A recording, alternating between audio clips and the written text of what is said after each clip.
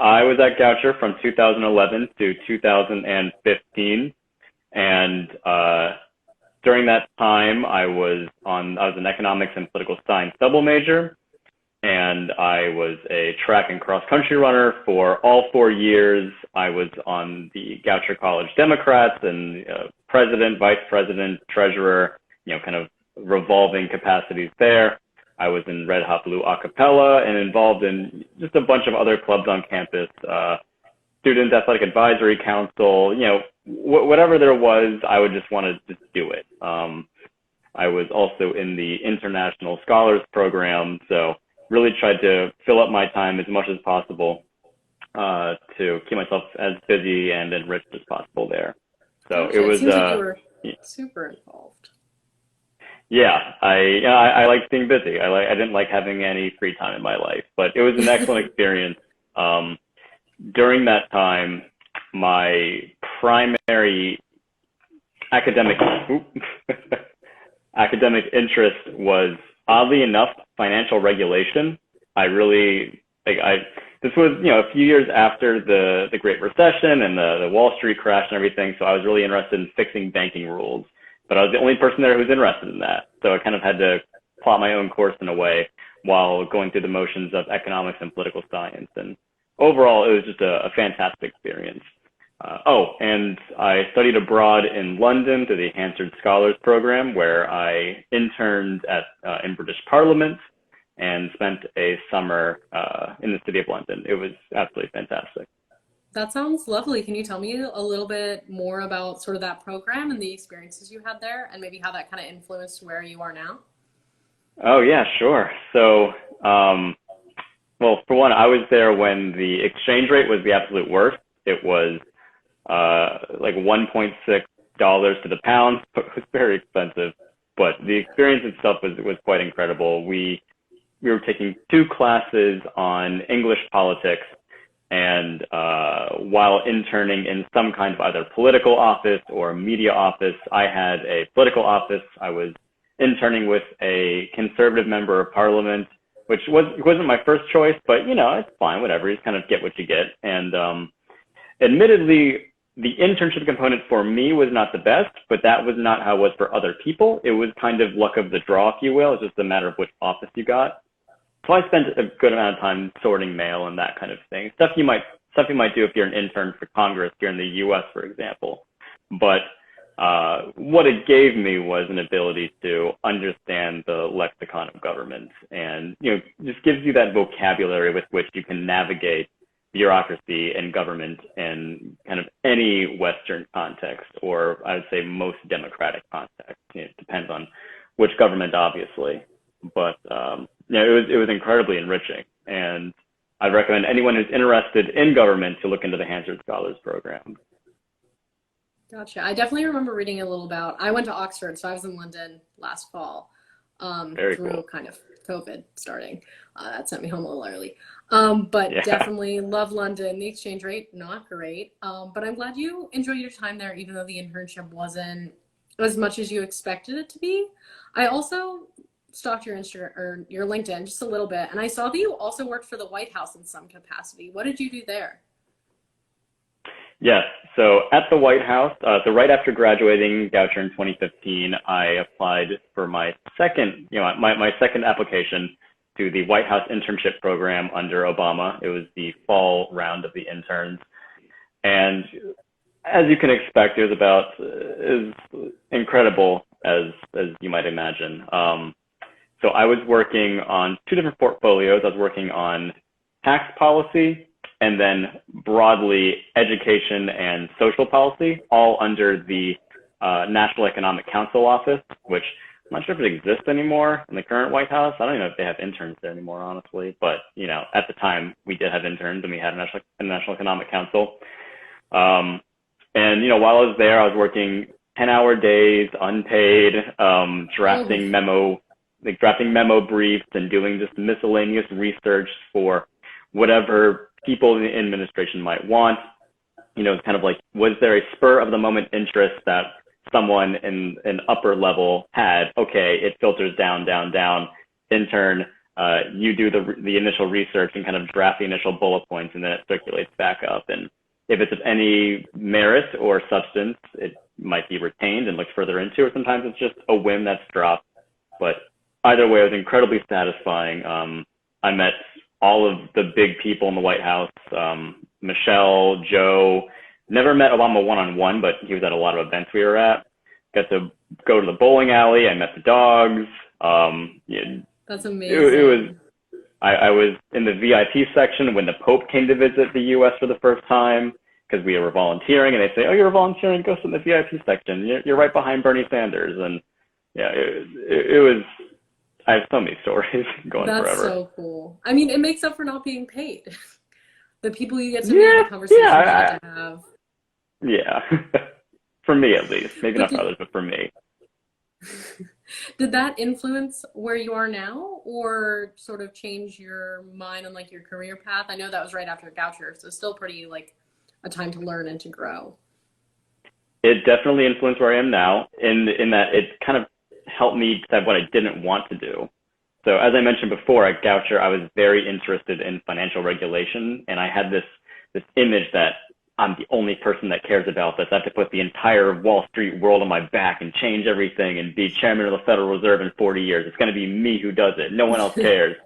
And then I went to the White House and learned, oh, there's some very smart and competent people who do care about this and who are working on it. You can chill out. You can stop reading banking regs. It's okay.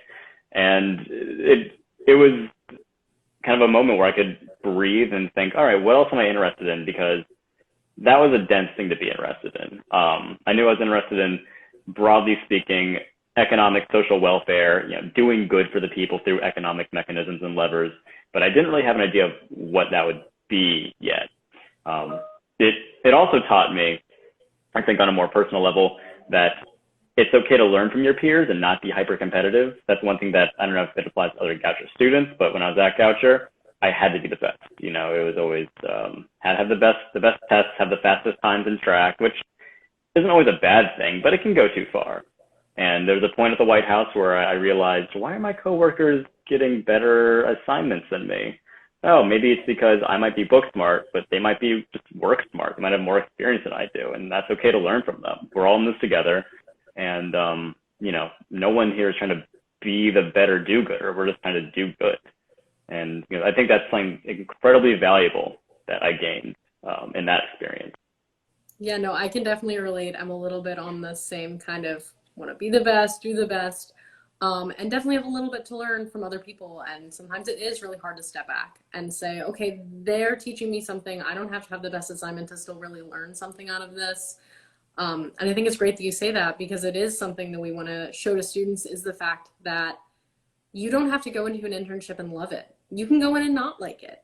And sometimes the things you learn about what you don't like in the workplace really can shine through about that.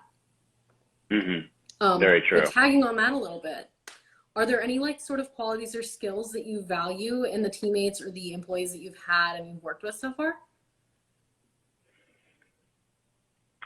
So this is going to sound kind of like a cliche answer, but the cliches are true.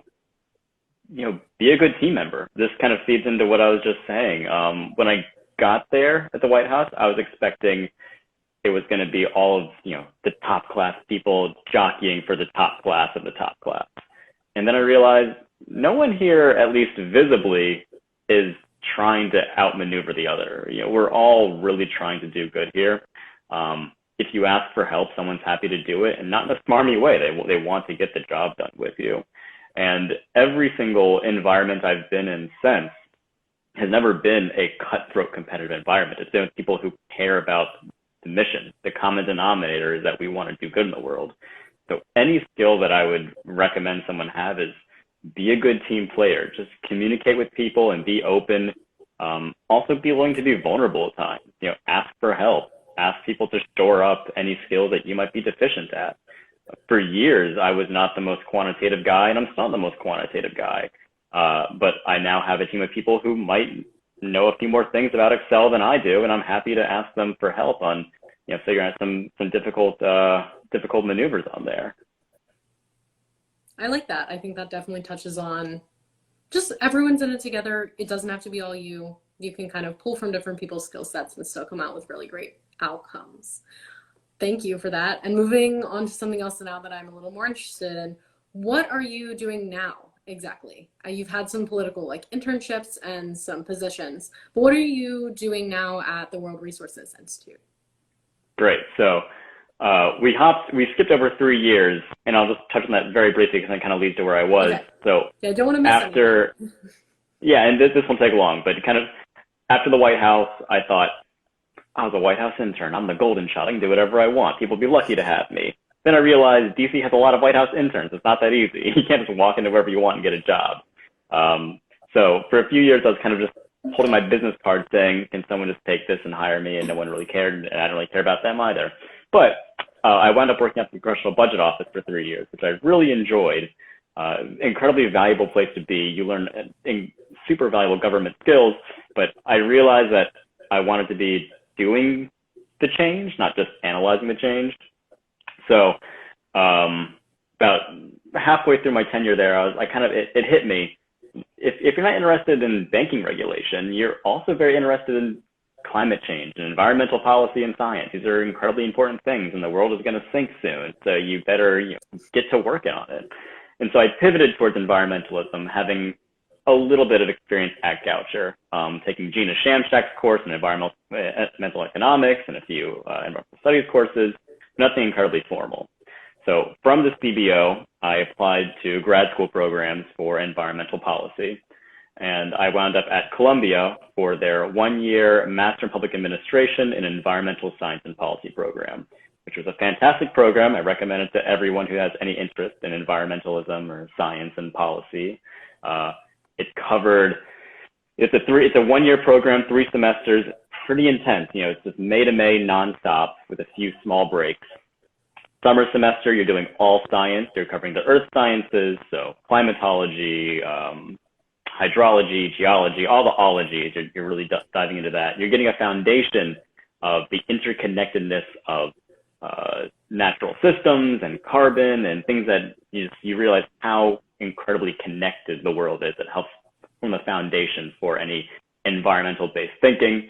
On top of that, you do some real-world legislative analysis, which was kind of what I did at CBO, so it's a perfect translation, as well as kind of beef up your policy chops through economics and kind of general studying of case studies and real-world examples of policy. And then the crown jewel of it all is the capstone program, where you do that legislative analysis with a group, you work on some teamwork dynamics, and you also work with a pro bono client and figuring out some kind of issue. So in the spring, my team was working for the Icelandic government, and they asked us to provide an assessment of their carbon dioxide removal goals in their national sustainability plan. So it had some weight. It wasn't just a little thing. It was a government saying, we want your opinion on our national plan. So it was quite comprehensive. So after that, or really during that time, I realized I was incredibly interested in carbon dioxide removal, which if you look at, I kind of view it in 2 ways, environmental policy. There is the reduction way that everyone knows. So we're talking about wind turbines and recycling and, kind of the big things we all know.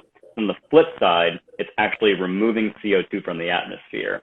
We could stop emitting CO2 right now, but climate change wouldn't stop. CO2 stays up there for well over 100 years. So we have to actually draw it down actively.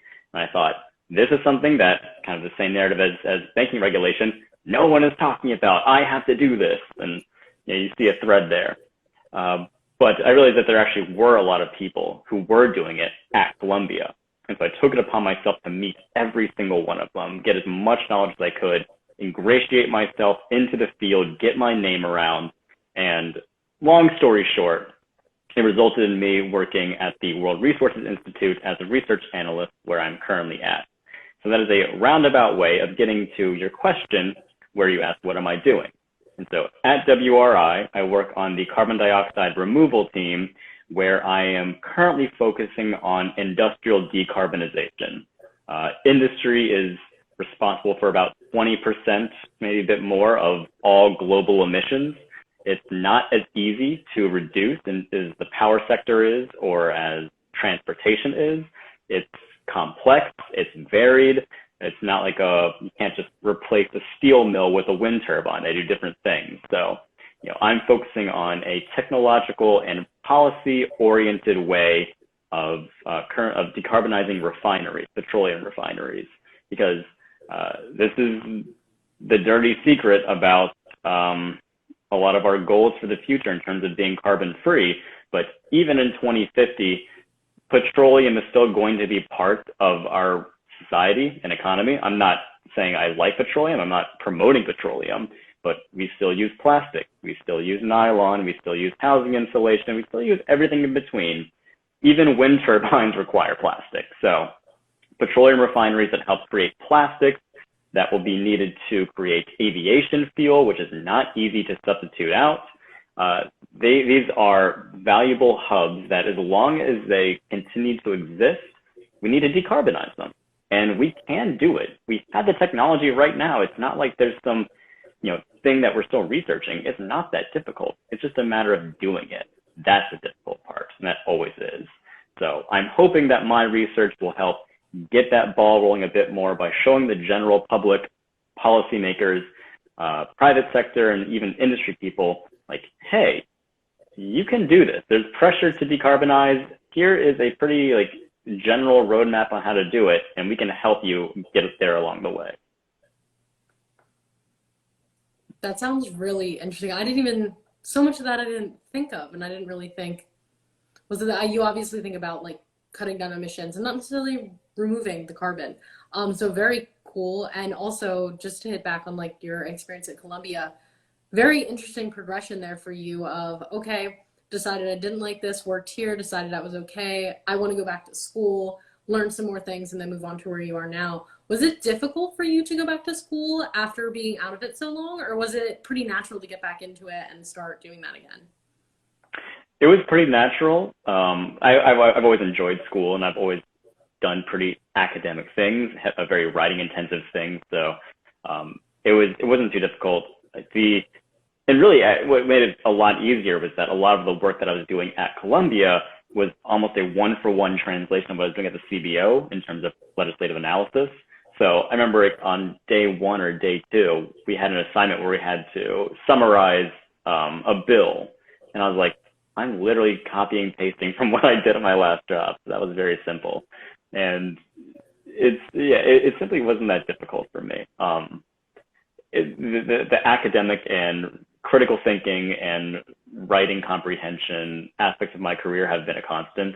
And so whether it's in undergrad, whether it's in the White House or CBO or in grad school, that's always been there. It's never been hard to take it to the next level. I'm glad that progression has been easy. It sounds like you've had a very interesting, in just the 5 short years since graduating, a very interesting change in industries and careers.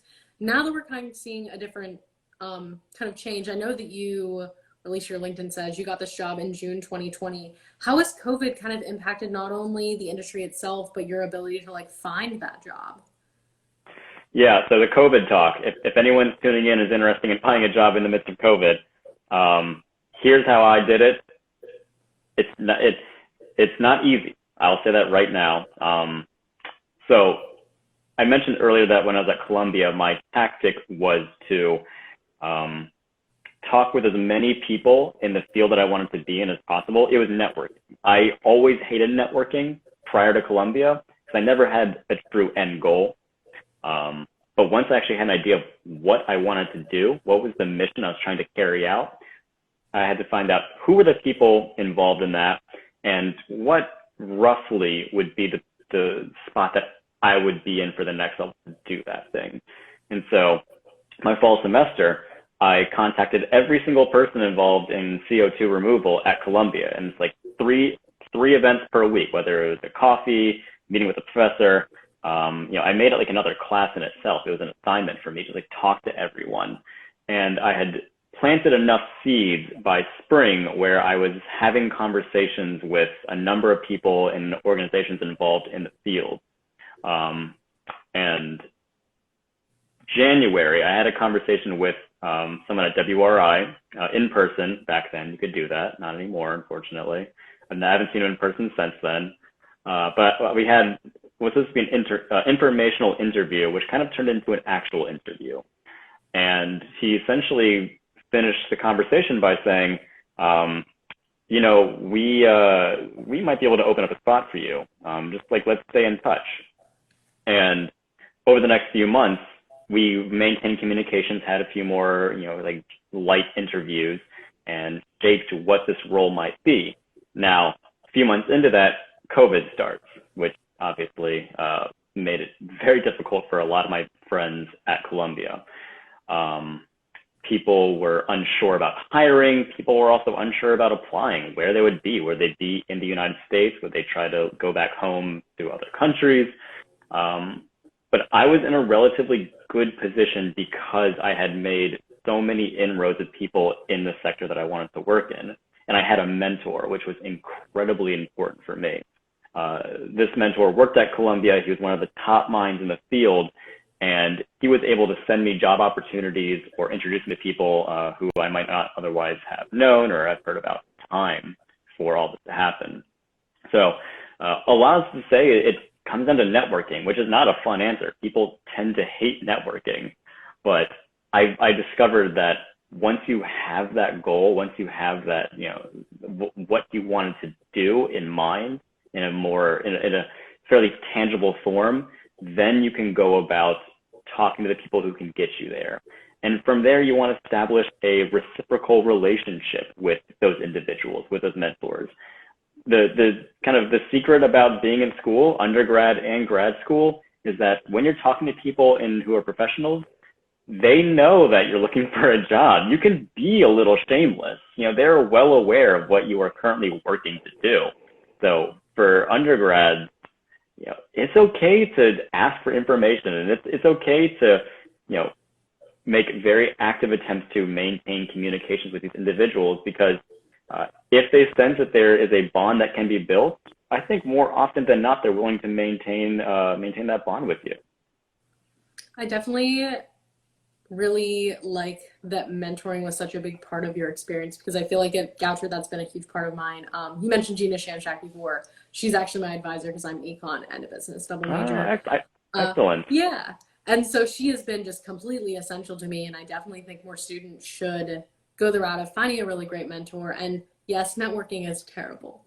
Networking is so bad. But also, like you said, it's how you get a job, especially now when you're not really at any kind of events or face-to-face with people, just reaching out and saying, can I have an informational interview? And like you, people might get lucky and okay, that kind of turns into a bit of an actual interview.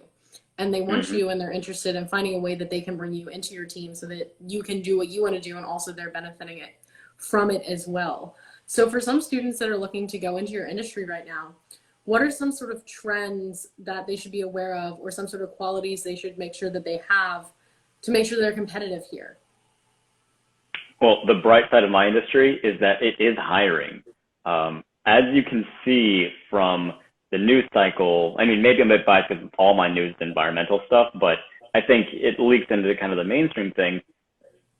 Citizens, voters, people, policymakers, states, companies, they are concerned about the environment. Maybe not unilaterally, maybe not every single person, but it is huge compared to where it was a few years ago in terms of national and individual priorities and areas of concern. And right now, one reason why I decided to pivot this way is because, one, I knew I could do good, and two, I knew it was growing, it was dynamic, and I could make a living off of it. I knew I wouldn't have to toil in nonprofit poverty. No offense to those who are in that, but it is a fact that nonprofits do not pay that much, unfortunately. But I knew that I could do that, but I also had the options to go where there was somewhere where I could make a more comfortable living. I'm not rich by any means right now. I'm actually living at my parents' house at the moment because of the pandemic. But you know, I make a good enough salary where I could move out when you know, it wouldn't be a big issue. But you know, that's all to say that if you're interested in this field, you can be a nonprofit advocate and also, you know, still make a livable wage. I'm not trying to say you can't make money there, but you can also work in the private sector trying to deploy wind turbines or solar power or consulting with companies and state governments or national governments on what they can do to reduce their own environmental impact. So again, this is all to say the industry is hiring even despite COVID. And in some ways, even it's aided by COVID because people want to rebuild society in a new green way. So keep on going the way that you're going if you're interested in this field. In terms of skills, so I tend to emphasize a lot of soft skills. I think communication, writing, reading comprehension are very important. In the policy world, it's all about learning how to read legislation or read regulation or just policy and news in general, and kind of think about the next few steps. What are the implications of this? Some very small phrasing in official government guidance or documentation could have wild implications. And it's a skill you develop. It's not something you can get very easily, but through enough reading and thinking, you learn how to have that next level thinking of, okay, this bill has this particular, I don't know, tax credit. What does this tax credit mean for solar power? Could it be applied to another kind of production system? It's a muscle that you have to flex over time. And harder skills, I think, yeah, you can never go wrong with knowing a bit of math and a bit of quantitative stuff. I'm not the strongest math person. Calculus, I know what a derivative is. I could maybe find it for you. I could find it for you. I couldn't do much with it at that point. But you don't have to be a math whiz to at least have the foundational knowledge of, you know, being able to talk about, say, statistics. Speaking of stats, Excel, learning any kind of fundamental Excel or stata is very useful. Regressions, relationships, these kinds of things, they appear. And even if you're not doing them in your daily life, which I don't, be able to talk about them and comprehend them, and if you read about them, understand what they mean, it's truly invaluable.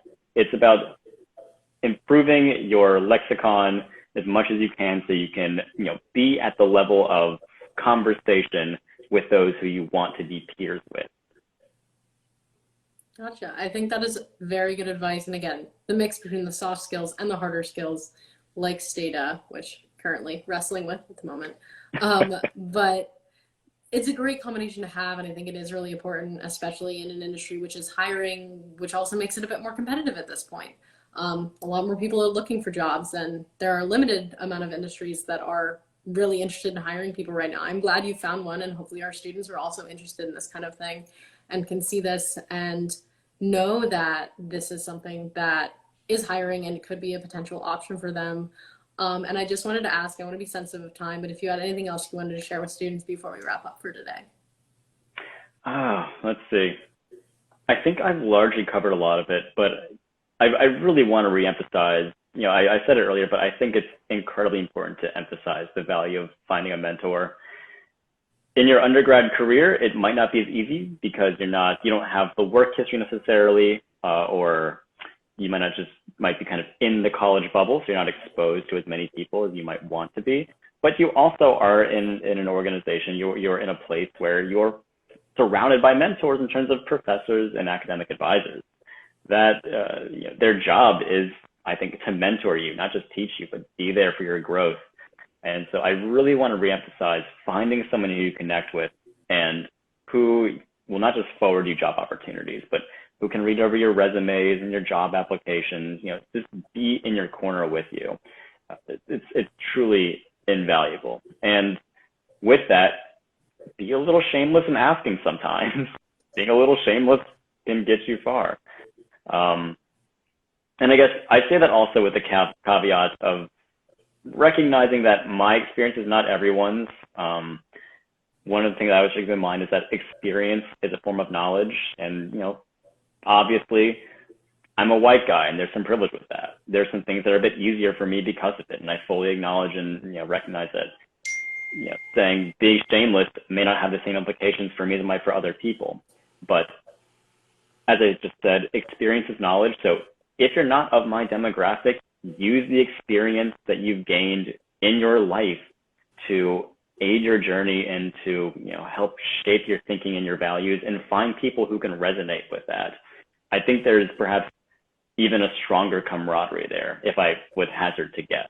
I wouldn't, because it's not my experience, but it's kind of a guess of mine. If you find people who share that, the less common experience, then they might be even in your corner even more. But again, hazarding a guess there.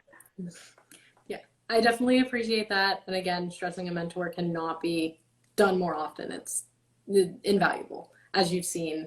And as we hope our students will also see, like you said, in undergrad, it's not always easy, because also you can't always, Goucher's a little small. You can't always find someone that has your exact interests like you experienced to kind of guide you in that. But as you do sort of make connections with these people, not only like professionally, but in life experiences, I think that can just completely change your life moving forward and your path like into the professional world. So thank you for that advice. And thank you again for joining us today. This was super valuable, and I'm really excited to share it with our students. I'm happy to help. And if I could ever do it again when times are a bit less anxiety filled, I'm happy to do it. And if you're still watching, use the career office at Goucher. They have resources. Take full advantage of every opportunity that you can. And just use what's there. So thank you again. I appreciate it. Thank you so much, Zach. Have a great day. You too. Bye-bye.